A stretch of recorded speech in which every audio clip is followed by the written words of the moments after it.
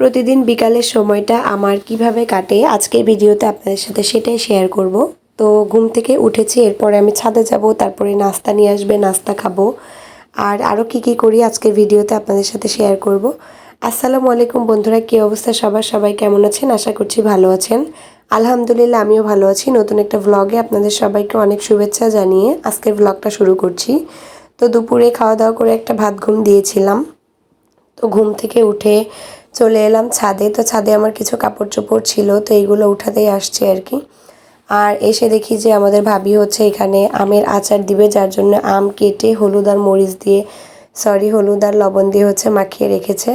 আর এটা হচ্ছে ভাবির মেয়ে, তো সে হচ্ছে আমার ভেবেছে যে আমি ছবি উঠাচ্ছি, তো এই জন্য সে আর কি আসছে। তো তার কিছু ছবিও তুলে দিলাম। এরপর আমি চলে আসলাম দুইতলার ছাদে। তো দুইতলা হচ্ছে নতুন করছে আর কি। তো দুইতলার ছাদে চলে এসেছি।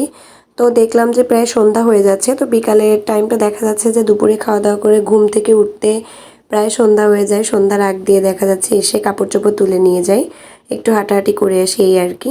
তো এবার নিচে চলে এলাম, নিচে চলে আসলাম হচ্ছে সন্ধ্যার নাস্তা বানাবো এখন। তো বিকালের আর কি বলবো, সন্ধ্যাই হয়ে গেছে। তো এখন হচ্ছে আমি এখানে চা বসাচ্ছি, একটু দুধ চা খাবো।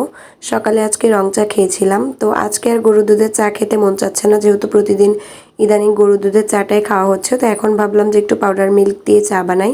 তো ছোট্ট একটা পাউডার মিল্ক ছিল, সেটা হচ্ছে ভেঙে নিলাম। আর একটু চিনি আর হচ্ছে দুধ মিক্স করে রাখলাম আমি কাপের মধ্যে, একটু অন্যরকম করে বানাচ্ছি। মানে আগে হচ্ছে রং চা বানিয়ে নিচ্ছি গাঢ় করে, একদম লিকার বেশি দিয়ে। তারপরে হচ্ছে ওখানে আমি জাস্ট দুধ আর চিনির সঙ্গে মিক্স করে দিব, তাহলেই হয়ে যাবে। তো এইভাবে চা বানিয়ে খেতেও কিন্তু খুব ভালো লাগে। এক এক সময় দেখা যাচ্ছে মাঝে মাঝে এক এক রকম করে খেতেই ভালো লাগে। তো আমি এখানে আগে রং চা বানিয়ে নিচ্ছি, একটু বেশি করে চা পাতা দিয়েছি, যাতে হচ্ছে একটু মানে গাঢ় গাঢ় যাতে হয়, রং চাটা যাতে গাঢ় হয়। গাঢ় করে রং চা বানিয়ে পরে হচ্ছে দুধ চিনির সঙ্গে মিক্স করলে ওই চাটা খেতে কিন্তু অসম্ভব ভালো লাগে। তো এখানে আমি দুধ আর চিনিটা মিক্স করেছি, আমার রং চাও প্রায় হয়ে এসেছে। আর আমি যতটুকু পানি দিয়েছি, চা পাতা দিয়েছি, মানে এটাকে শুকাইতে শুকাইতে দেখতেই পাচ্ছেন তার অর্ধেক করে ফেলেছি। তারপরে হচ্ছে আমি দুধ আর চিনির সঙ্গে মিক্স করছি। তো এইভাবে চা খেতে ভালো লাগে। আর হচ্ছে সবসময় রং চাও ভালো লাগে না, আবার সবসময় দুধ চাও ভালো লাগে না, ঘুরিয়ে ফিরিয়ে খেতে বেশি ভালো লাগে। আমি সকালে হচ্ছে রং চা খেয়েছি, যার জন্য এখন দুধ চা খেলাম। আবার দেখা যাবে সকালে যদি মন চায় দুধ চা খাবো, আবার সন্ধ্যায় রং চা খাবো, বা কোনো দিন আছে যে দুইবারই দুধ চা খাওয়া হয়ে যাচ্ছে। তো এই আর কি। আবার মাঝে মাঝে হচ্ছে কফি খেতে ভালো লাগে, কফি খাই। ব্ল্যাক কফিটাও মোটামুটি ভালো লাগে, কিন্তু আমার কাছে হচ্ছে দুধ দিয়ে যে কফিটা বানায় ওইটা বেশি মজা লাগে আর কি। তো যাই হোক, এখানে আমি চা বানিয়ে নিয়েছি। আপনাদের ভাইয়া চলেন সন্ধ্যার নাস্তায় আজকে কী নিয়ে এসেছে আপনাদের সাথে শেয়ার করি। তো এখানে নিয়ে আসছে আমার জন্য একটু হালিম, হালিমের উপরে আমি একটু লেবু চিপে দিয়েছি। তারপরে এখানে নিয়ে আসছে আর কি নান রুটি। তো এটাই হচ্ছে এখন খাওয়া হবে, নান রুটি আর হালিম নিয়ে এসেছে। তো হালিম দিয়ে নান রুটি দিয়ে খাওয়ার জন্য কিন্তু। আর এটা ছিল হচ্ছে আলুর দম, আজকে দুপুরে রান্না করা হয়েছে আলুর দম। এটা আপনাদের ভাইয়া রান্না করেছিল আজকে। তো সে নাকি আমি যখন বাসায় ছিলাম না তখন হচ্ছে আলুর দম এইভাবে রান্না করে খেয়েছে, নাকি খুব মজা লেগেছে। তো যার জন্য আজকে আমাকে বানিয়ে খাওয়ালো। তো মাশাল্লাহ খেতে খুব মজা হয়েছিল। তো আলুর দম দিয়ে সে হচ্ছে নান রুটি দিয়ে খাবে, আর আমি হচ্ছে হালিম দিয়ে একটু খাবো, আর হচ্ছে দুধ চা দিয়ে আমার নান রুটি খেতে খুবই ভালো লাগে। আর এখানে আমি একটা ব্রেড নিয়ে আসতে বলেছিলাম, তো সে হচ্ছে এক প্যাকেট ব্রেড নিয়ে আসছে আর কি।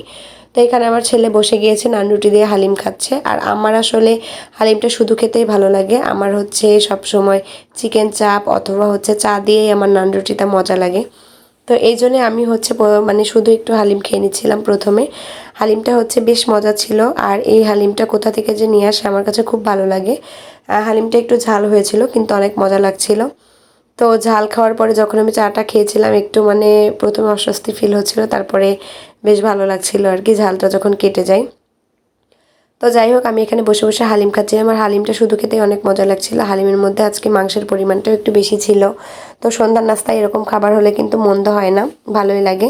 তো এক এক দিন দেখা যাচ্ছে এক একটা বানাই, কোনো দিন একটু নুডলস রান্না করে চা বানাই, আবার কোনো দিন দেখা যাচ্ছে বাবুকে পাউরুটি দিয়ে ডিম দিয়ে সুন্দর করে ভেজে দিচ্ছি, আবার কোনো দিন দেখা যাচ্ছে অন্য কিছু করছি, ফ্রেঞ্চ ফ্রাই বা পাস্তা এরকম কিছু। তো এক এক দিন এক একটা আইটেম খাওয়া হয় সন্ধ্যাবেলা। আর সন্ধ্যাবেলা হলেই মনে হয় যে কী খাওয়া যায় এই আর কি। আর যত কিছুই খাই না কেন সব কিছুর শেষে চা খেতে হবে, মাস্ট এটা। আর না, চা না খেলেই মনে হয় যে পুরো নাস্তাটাই মানে অপরিপূর্ণ থেকে গেল এই আর কি। তো যাই হোক আমি হালিম খেলাম, হালিম খেয়ে একটু পানি খেলাম। তো এখন হচ্ছে আমি এখানে হচ্ছে চা দিয়ে নানরুটিটা খাবো। চা দিয়ে নানরুটিটা কে কে পছন্দ করেন আমাকে অবশ্যই কমেন্ট বক্সে কমেন্টস করে জানাবেন। আমার কিন্তু খেতে খুব ভালো লাগে।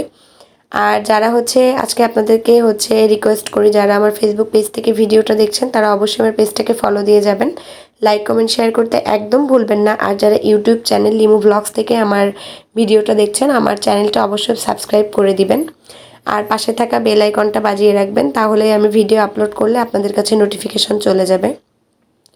এই আর কি, সবাই আমাকে বেশি বেশি সাপোর্ট করবেন, ভালোবাসবেন, যাতে আপনাদের জন্য আরও সুন্দর সুন্দর ভিডিও মেক করতে পারি। আমি হচ্ছে আমার চ্যানেলে বা আমার পেজে আমার ডেইলি লাইফস্টাইল ব্লগগুলো শেয়ার করে থাকি। আশা করছি দেখতে দেখতে আপনাদের কাছে ভালোই লাগবে। সবাই আমাকে সাপোর্ট করবেন আর আমার জন্য দোয়া করবেন। আপনাদের জন্যও রইল অনেক অনেক দোয়া ও শুভকামনা। আজ নাস্তা খেতে খেতে অনেক বকবক করে ফেললাম। তো সবাই ভালো থাকবেন, সুস্থ থাকবেন। আজকে এখানেই শেষ করছি। দেখা হবে নতুন কোনো দিনে নতুন কোনো ভিডিওতে। আল্লাহ হাফেজ।